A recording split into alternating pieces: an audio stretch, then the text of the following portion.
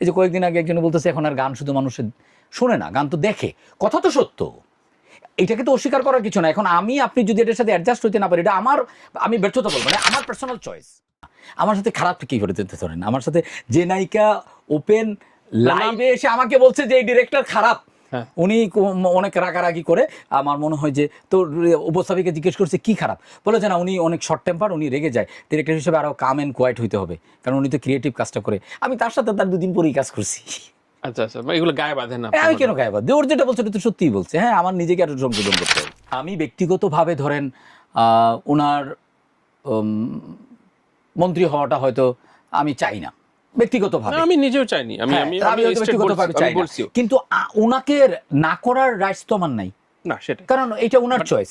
Right right. তাই না? আপনার সাথেও ওনার খুব ভালো সম্পর্ক, সো আমরা কি এটা বলবো যে না আপনি এটা হবেন না? আমি তো গ্রামে বড় হয়েছি, কৃষকদের সাথে বড় হয়েছি, আমার বাবা কৃষক ছিলেন। তো আমাদের দেশে কৃষকরা খুব বঞ্চিত এবং এই কৃষকদের জন্য কেউ কিছু করে না। সো আমার যদি কোনো সুযোগ থাকতো এবং কোনো যদি সুযোগ পাই এবং আমার যদি টাকা পয়সা থাকতো, মানে টাকা পয়সা মানে কি যে আমার বউ বাচ্চা সার্ভাইভ করার মতো থাকতো, তাইলে আমি সব কিছু ছেড়ে ছুড়ে আমি কৃষকদের সাথেই থাকতাম।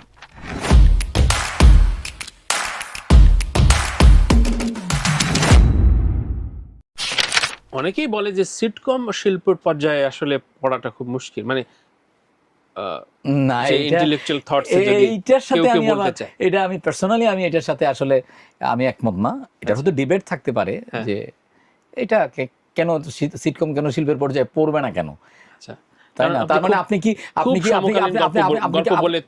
না, আপনি ধরেন আমরা পডকাস্ট কি তাহলে পডকাস্ট কি শিল্প না? মানে শুধুমাত্র কথা বলতেছি দিকে সেটা শিল্প হইতে পারে না? অবশ্যই শিল্প হইতে পারে, মানে তাহলে আমরা যেটা করতেছি এটা তো কোনো দূরবর্তী জায়গায় একটা 20 বছর পরে 30 বছর পরের এটার যে ইমপ্যাক্ট, সেই ইমপ্যাক্ট থাকে না আপনাদের এখনকার কাজে। মানে আপনাদের বলছি, আমি আবারও কারেকশন করছি পার্সোনালি। না না, আমি পার্সোনালি নিচ্ছি না, আপনার কথার উত্তর আমি দিয়ে দিই। আমার 30 বছর পরে আমার কাজের ইমপ্যাক্ট থাকতে হবে, এটা কি খুব জরুরি? আচ্ছা, এটা এখনকার আপনার প্রসিদ্ধ একদমই জরুরি না। জরুরি না, কেন জরুরি? 30 বছর পরে নতুন জিনিস আসবে, মানুষ ওটা গ্রহণ করবে। আমাকে 30 বছর পর্যন্ত থাকতেই হবে এরকম? আমি একটা কাজ করলাম, এটাতে আমার কাজটা গ্রহণযোগ্য হইতেই হবে এমনও তো কোনো কথা না। রাইট, কিন্তু তার মানে ওই ধরনের ছবি আর হবে না, মানে যেই ছবি কাব্যময়তা প্রকাশ করে ওই ধরনের ছবির করার ইচ্ছা মানুষের কালে ভদ্রে তৈরি হবে। এখন সামনের যে জমানা তৈরি হয়েছে, তাই না? মানে একটা ছবি বানাবো আমি, মিনিমাম 200 রিলস হইতে হবে আমার, এটাই আমার না। আমি মানে জিনিসটা আপনি আপনার মতো করে প্রশ্ন করতেছেন, আমি আমার মতো করে উত্তর দিচ্ছি। আমাদের কিন্তু এখানে কিন্তু আমরা যা ডিসকাসিং সেই জায়গা থেকে হয়েছে যে কাব্যময়তার ওই রকম ছবি হবে না, কিন্তু অন্যভাবে তো হচ্ছে। আচ্ছা, জিনিসটা তো অন্যভাবে হচ্ছে। এখন ধরেন কথার কথা, আমি অ্যানিমেলকে আমি সাপোর্ট করতেছি না। এখন আমি সাপোর্ট করতেছি, এটা আমার পার্সোনাল চয়েস, যেটা আমার জন্ডার ছবি না, কিন্তু তো কোটি লক্ষ মানুষ তো দেখতেছে।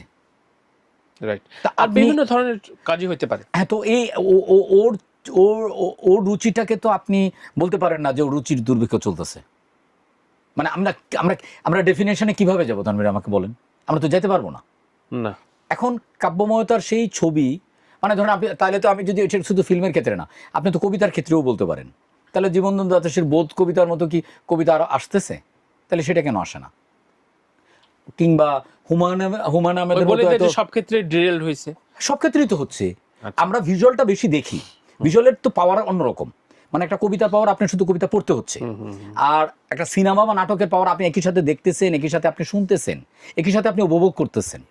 তো এর পাওয়ারটা তো অনেক বড়, যার কারণে আপনি এটা নিয়ে বেশি কথা বলেন, আমরা এটা নিয়ে বেশি কথা বলি। জিনিসটা তো এইটা, কবিতার ক্ষেত্রেও তাই, গানের ক্ষেত্রেও তাই। এই যে কয়েকদিন আগে একজন বলতেছে এখন আর গান শুধু মানুষের শোনে না, গান তো দেখে। কথা তো সত্য, এটাকে তো অস্বীকার করার কিছু না। এখন আপনি যদি এটার সাথে অ্যাডজাস্ট হইতে না পারি, এটা আমি ব্যর্থতা বলবো না, আমার পার্সোনাল চয়েস, আর তো এটা কিছু না। রাইট, তো আসেন চলেন আমরা কিছু রিলস বানাই। তানজিকা কেমন মেয়েটা? খুব সুন্দর, খুব সুন্দর। আচ্ছা, এমনি মানে ওর অভিনয় মানে ও কি মনে হয় যে মানে ওর ঠিকঠাক মতো জায়গা পাচ্ছে না এখনো? এটা নিয়ে আমার কোনো বক্তব্য নেই। কেন বক্তব্য ভয় এটা পাচ্ছেন নিয়ে কেন? আমার বক্তব্য না না না, আমি ওইটা নিয়ে বক্তব্য সে ঠিকঠাক জায়গা মতো পাচ্ছে না কেন, আমার তো মনে হয় সে ঠিকঠাকই কাজ করে। তার সবচেয়ে বড় স্ট্রেংথ হলে তার সাথে আমার অনেক আগে থেকে কাজ হচ্ছে, তার সাথে আমরা কোয়ার্টিস্ট হিসেবে অ্যাক্টিং করছি, তার আমি বিজ্ঞাপন করাইছি, অনেকগুলো বিজ্ঞাপন করাইছি, এই সিনেমায় কাজ করলাম আমি। মানে ওর ডিমেরিটস কি, মানে আমি 2 দিন পরে এখানে বসাবো, মানে ওর ডিমেরিটস কি, মানে ওর মানে ওই অর্থে আলোচনায় মানে ঝড় তোলা আলোচনায় থাকে না, আপকা টাইম আয়েগা, টাইম আগে না, টাইম আয়েগা, টাইমের অপেক্ষা। আবার এটা টাইমের অপেক্ষা, কারণ সে তো she is beautiful, she is talented and এত মিষ্টি ব্যবহার, আচ্ছা আচ্ছা, হ্যাঁ, তো তার কোনটায় কমতি আছে, রাইট। খুব ন্যাচারাল অ্যাক্টিং করে।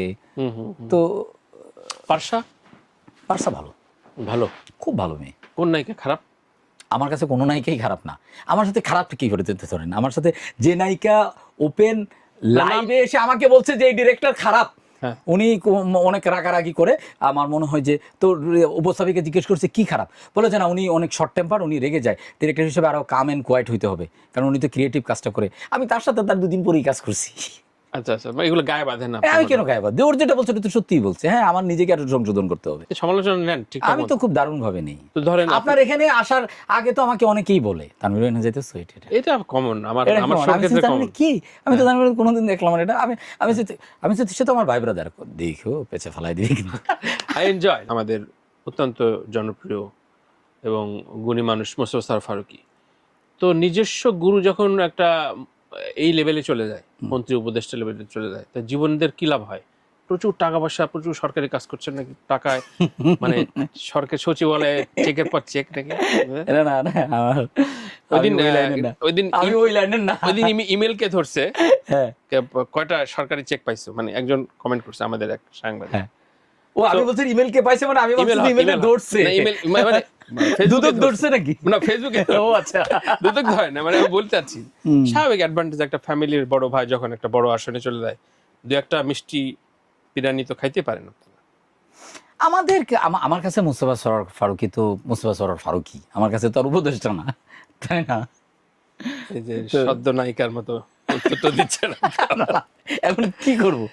রাইট, সো আপনি ওই অ্যাডভান্টেজের জায়গাটা মানে কারো কারো মানে থাকে যে উনি কি অ্যাডভান্টেজ দিবে, আমি তো সেটাই তো ভেবে পাই না। এখনই তো দেবার সময়, তাই না? মানে কোন যে কি তার অ্যাসোসিয়েট, এখন তিনি সংস্কৃতি মন্ত্রণালয়ে দেখছেন, ধরে হ্যাঁ, তার অ্যাসোসিয়েটরাই তো কাজ করবে। কি কাজ করবে, কি আমি জানি- সংস্কৃতি মন্ত্রণালয়ের কি না, কাজ আছে? এটা খুব প্রচলিত বাংলাদেশে যে না ঠিক আছে, একজন এক ঘরানার একটা মানুষ, তার মানে যেমন যখনই যেদিনে আমি শুনছি ওই দিনে আমাকেই বলছে যে এখন দেখো এই যে জীবন টিবন মার্জুক টার্জুক এদের কি আবার হয়ে যায়। আমার কেমন লাগে এই ডিলেমাটা, কেমন লাগে? না এটা কেমন মানে জিনিসটা হলো কি যে কি কামাইলেন বলেন না, বলে ফেলেন। প্রতিটা কৃত কর্মেরই তো একটা ফল বা রেজাল্ট হয়, তাই না? সো যে যেটা করবে এটা রেজাল্ট পাবে। আমরা অতীত ইতিহাস থেকেও দেখছি, পলিটিক্যাল ভাবে তো আরো নির্মম, রাজনীতি তো আরো নির্মম, প্রকৃতি হয়তো আরো নির্মম, মানে সবগুলোই তো ঘটবে। সো আমি যদি আজকে এটা করি তাহলে 2 দিন 4 দিন 6 মাস 1 বছর পরে সেটা রেজাল্ট তো আমরা পাবোই, সেটা কোনো রাস্তা। সো অনৈতিক বিষয়গুলো আসলে So এটা তো অস্বস্তিকর সব, সেটা তো আর সেটা হবে না। এখন আমি ব্যক্তিগতভাবে ধরেন ওনার মন্ত্রী হওয়াটা হয়তো আমি চাই না ব্যক্তিগতভাবে, আমি নিজেও চাইনি, আমি হয়তো ব্যক্তিগতভাবে চাই না, কিন্তু উনাকে না করার রাইটস তো আমার নাই না, সেটা কারণ এটা ওনার চয়েস, রাইট রাইট। তাই না? আপনার সাথেও ওনার খুব ভালো সম্পর্ক, সো আমরা কি এটা বলবো যে না আপনি এটা হয়েন না? যার যার মতো করে, যার যার মতো করে। কিন্তু আমি একজনকে বলছিলাম, আমি ফেরদৌস ভাইকে বলছিলাম, আচ্ছা আচ্ছা, আমি ফেরদৌস ভাইকে বলছিলাম, আমি যখন প্রথম শুনছি, আমি ফেরদৌস ভাই আপনি নাকি এমপি ইলেকশনে দাঁড়াবেন, কাহা এই কিরকম মিষ্টি করে হাসে না এরকম। আমি কিছু আপনার আর কোনো কাম নাই, হ্যাঁ আপনি অন্য কিছু করেন, আপনি শিল্পী মানুষ, আপনি এটা কি আপনি গিয়ে হাজী সেলিমের সাথে বসবেন তাহলে আপনার শিল্পীর সত্তা থাকবে? এটা আপনি কি শিল্পী মানুষ, আপনি গোলাপ ফুলকে তো গোলাপই বলেন, অনেক কোদাল বলবেন, তো আপনার সাথে তো এটা যায়। গভীর একটা কথা বললেন। এনিওয়ে, চেঞ্জ দ্য টপিক, আপনি ঘেমে যাচ্ছেন। সো আর বেশি ঘামাইতে যাচ্ছে না।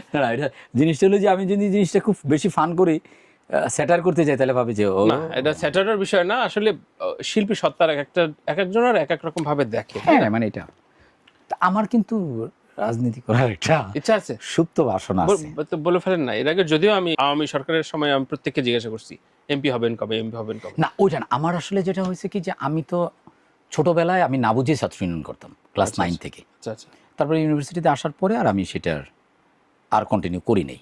আমার ওই যে আর্ট কালচারটাই আমার মনে হচ্ছিল যে আমার ফোকাস নষ্ট হয়ে যাচ্ছে। তো আমি তো গ্রামে বড় হয়েছি, কৃষকদের সাথে বড় হয়েছি, আমার বাবা কৃষক ছিলেন।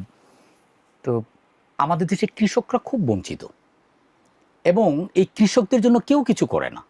সো আমার যদি কোনো সুযোগ থাকতো এবং কোনো যদি সুযোগ পাই এবং আমার যদি টাকা পয়সা থাকতো, মানে টাকা পয়সা মানে কি যে আমার বউ বাচ্চা সার্ভাইভ করার মতো থাকতো, তাইলে আমি সব কিছু ছেড়ে ছুড়ে আমি কৃষকদের সাথেই থাকতাম। তো এইটা আমি করতে চাই আসলে। আমি জানি না সুযোগ পাবো কিনা। মানে এখন তো এক্সিস্ট করে এখন বিএনপি, এনসিপি, জামাত, যে কোনো দলের নেতা কর্মীরা দেখতে পারেন শরফ আহমেদ জীবন দেশ ও দশের জন্য সাদা কালো পোস্টারে থাকতে চায়। শুভকামনা। কৃষকদের জন্য কাজ করতে চাই। এটার জন্য কোনো দলীয় সাইনবোর্ড লাগবে না তো? না, অবশ্যই রাজনীতি করার ইচ্ছা অভিপ্রায় অন্যায় কিছু না। হ্যাঁ, এটা আপনি বলেছেন। এটা আপনি অন্যায় কেন হবে? আপনি রাজনীতি করেন না, আপনি রাজনীতির বাইরে না, রাজনীতি আপনাকে চালনা করে। এক্স্যাক্টলি। সো আমি তো রাজনীতি করি, প্রত্যক্ষ বা পরোক্ষভাবে আমি তো রাজনীতি করি। সেটা তো হ্যাঁ, আমাদের রাজনীতির ভেতরেই থাকি, রাজনীতির ভিতরে থাকি। মাঝে মাঝে আমাদের রাজনীতিবিদদের দেখে সোকল লজ্জাবোধ হয় আমাদের, এই জন্য আমরা চাই না। আমি তো আমার বাচ্চাকে কখনো বলি নাই যে বাবা তুমি কি হবে, আমি মুখ হবো, তুমি না তুমি রাজনীতিবিদ হও।